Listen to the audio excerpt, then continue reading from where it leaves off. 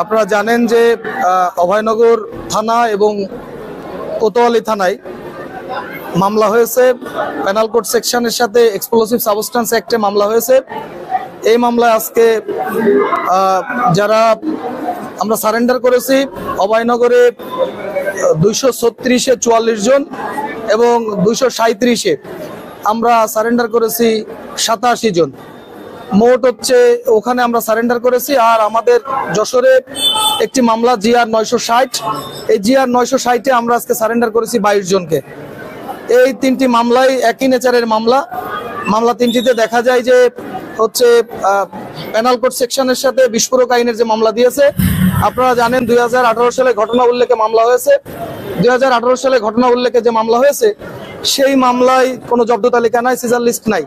Evidence অ্যাক্টের 80 মতে প্রাসঙ্গিক দলিল হিসেবে মামলা সবচেয়ে গুরুত্বপূর্ণ সেটি হচ্ছে যে জব্দ তালিকা। একটি এক্সপ্লোসিভ সাবস্টেন্স অ্যাক্ট বিস্ফোরক উপাদানাবলী আইনে মামলায় যদি মামলা রেকর্ড করতে হয় তাহলে অবশ্যই সেই মামলায় জব্দ তালিকা থাকতে হবে। তো দীর্ঘ 5 বছর 6 বছর পরে এসে একটি মামলার ঘটনা উল্লেখে মামলা হয়েছে, যে মামলাগুলোই দেখা যায় যে মিথ্যা ভিত্তিহীন। আমরা এই মামলায় আমরা সারেন্ডার করেছি, যেহেতু বিস্ফোরক উপাদানাবলী আইন থাকার কারণে মামলায় আমাদেরকে জামিন প্রদান করে নাই বিজ্ঞ judicial magistrate, senior judicial magistrate.